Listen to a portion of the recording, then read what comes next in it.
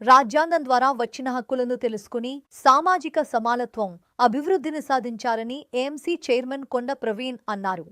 పెనమలూరు నియోజకవర్గం ఉయ్యూరు మండలం ఆకునూరు గ్రామంలో తహసీల్దార్ సురేష్ బాబు అధ్యక్షతన పౌర హక్కుల దినోత్సవం కార్యక్రమం నిర్వహించారు. ఈ కార్యక్రమంలో Uyyuru AMC chairman Konda Praveen Kumar, rural SI Suresh, ASWO Mohan Rao, legal coordinator Vali, ఉప సర్పంచ్ పాల్గొన్నారు. ఈ సందర్భంగా కొండ ప్రవీణ్ మాట్లాడుతూ ఎస్సీ సామాజిక వర్గ ప్రజలకు రాజ్యాంగం ద్వారా లభించిన హక్కుల ద్వారా సామాజిక సమానత్వం, సామాజిక అభివృద్ధి సాధించాలన్నారు. గ్రామంలో ఐకమత్యంకి సంబంధించి అంశాలలో సూచనలు చేశారు. గ్రామ మహిళలు, స్థానికులు ఎస్సీ శ్మశానం, ప్రధాన డ్రైనేజీ నిర్మాణాలు, అంబేద్కర్ విగ్రహం వెనుక నిరుపయోగంగా ఉన్న భవనాల తొలగింపు, విజ్ఞప్తులు, పలు సమస్యలను అధికారుల దృష్టికి తీసుకొచ్చారు. స్థానిక శాసనసభ్యులు బోడే ప్రసాద్ సహకారంతో పరిష్కారం చేస్తామని అధికారులు తెలిపారు. ఈ రోజున పౌర హక్కుల దినోత్సవం దాదాపుగా బాబాసాహెబ్ అంబేద్కర్ గారు ఆయన యొక్క జీవిత కాలంలో ఈ సమాజంలో ఉన్నటువంటి అనేకమైనటువంటి అంటరానితనం సంబంధించి, అస్పృశ్యతకు సంబంధించి ఎన్నో వివక్షలను ఆయన ఎదుర్కొని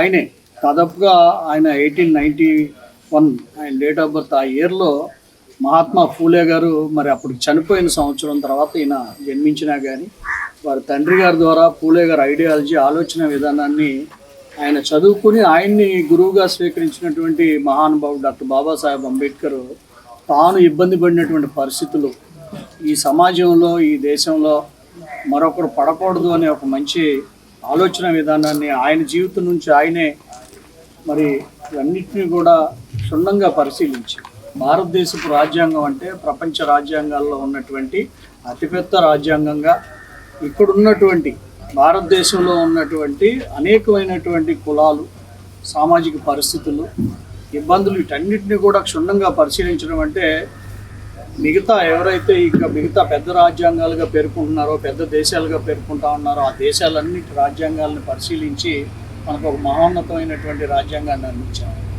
ఈ రోజున ఈ పరిపాలనా వ్యవస్థ అంతా కూడా బాబాసాహెబ్ అంబేద్కర్ గారి రాజ్యాంగ రూపకల్పన ద్వారా మనకు అంది వచ్చింది. అంటే ఇక్కడ ఇందాక ఎస్ఐ గారు చెప్పినా, తహసీల్దార్ గారు చెప్పినా, మనం ఎవరినైతే అనుసరిస్తూ ఉన్నామో ఈరోజు ఈ పరిపాలన అయితే ఎవరి ద్వారా మనం పరిపాలన తీసుకున్నామో డాక్టర్ బాబాసాహెబ్ అంబేద్కర్ని భగవంతుడి రూపంగా మనం పూజిస్తూ ఉన్నప్పుడు రాజ్యాంగంగా వచ్చినటువంటి చట్టాలను కూడా తప్పనిసరిగా మనం పాటించాలి.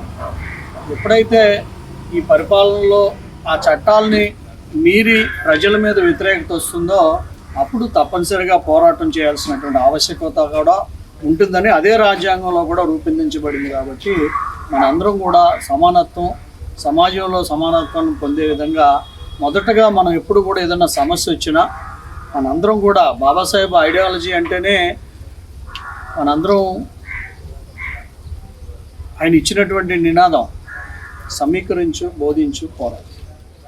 ఇక్కడ ఎప్పుడు కూడా ఆకునూరు గ్రామం నుంచి నేను కూడా కొన్ని విషయాలు నేర్చుకోవడం, ఆ విషయాల్లో నుంచి కూడా మనం సమీకరించు, బోధించు, పోరాడే విషయాల్లో కొన్ని చాట్ల అగ్రెసివ్నెస్గా మన అందరం కూడా చట్టాలను ఉల్లంఘించినటువంటి పరిస్థితులు, ఆ చట్టాలను ఉల్లంఘించడం వల్ల మనలో కొంతమంది కేసుల్లో ఉండటం, దాంట్లో మేము కూడా మీతో పాటు ఉన్నటువంటి పరిస్థితులు, ఆ కేసుల వలన మన కుటుంబాల్లో ఉన్నటువంటి ఇబ్బందులు అన్నీ కూడా అనుభవించిన వాళ్ళమే మనందరం. కాబట్టి ఇవాళ పరిపాలనలో అధికారులు అందరూ కూడా మీ దగ్గరకు వచ్చినా కానీ వాళ్ళు చెప్పే అడ్వైజ్ ఏంటంటే మేము సిద్ధంగా ఉన్నాం, మీకు ఏ సమస్య వచ్చినా, ఏ ఇబ్బంది వచ్చినా కానీ ఫ్రెండ్లీ పోలీసింగ్ ఉంది, ఫ్రెండ్లీ రూలింగ్ ఉంది, తప్పనిసరిగా మీకోసం పనిచేయడానికి మేము ఎంతో ఉన్నాం. మేము దాదాపుగా అధికారులతో ఎప్పుడు కమ్యూనికేట్ అవుతూ ఉండగా ఏ సమస్య వచ్చినా పోరాటం కంటే లైజనింగ్ చేసుకోవటం వల్ల పరిష్కారాలు అవుతూ ఉన్నాయి. ఇది చాలా పాజిటివ్ రూలింగ్ జరుగుతూ ఉంది. కాబట్టి మనందరం కూడా ఏదన్నా సమస్య వస్తే తప్పనిసరిగా పనిచేయడానికి సిద్ధంగా ఉన్నటువంటి అధికారులు, రాజకీయాలకు అతీతంగా మనలో ఉన్నటువంటి ఆలోచన విధానం, ఎవరి దగ్గరికన్నా వెళ్ళి రికమెండ్ చేసుకుంటే మనకు తొందరగా పని అవుద్దామో అనే ఒక ఆలోచన, మనం త్వరగా పని అవుద్దనే ఆలోచన. జనరల్గా అధికారులు అందరూ కూడా వాళ్ళు చదువుకుని, ఉన్నత చదువులు చదువుకుని ఒక ఉన్నతమైనటువంటి స్థానాల్లో ఉండి ప్రజలు కనుక మా దగ్గరకు వస్తే తప్పనిసరిగా చేయటానికే సిద్ధంగా ఉన్న పరిస్థితి దాదాపుగా ఇప్పుడు కనపడతా ఉంది. తప్పనిసరిగా రాజకీయ ఆలోచనలు ఏంటంటే కొంతమంది కొన్ని అవసరాల నిమిత్తం ఏదో రాజకీయాల దగ్గరికి వెళ్తే మనకు పని అవుతుందని ఆశపడతాము, కానీ ఫస్ట్ వైడ్ మనం ఎప్పుడు కూడా మన సమస్యని క్షుణ్ణంగా పరిశీలించాలి, పరిశోధించాలి. ఆ పరిశోధనలోనే మనకు నష్టం వచ్చే ఆర్థిక సామాజిక నష్టాలని మనం కొంచెం దూరం చేసుకోవచ్చు.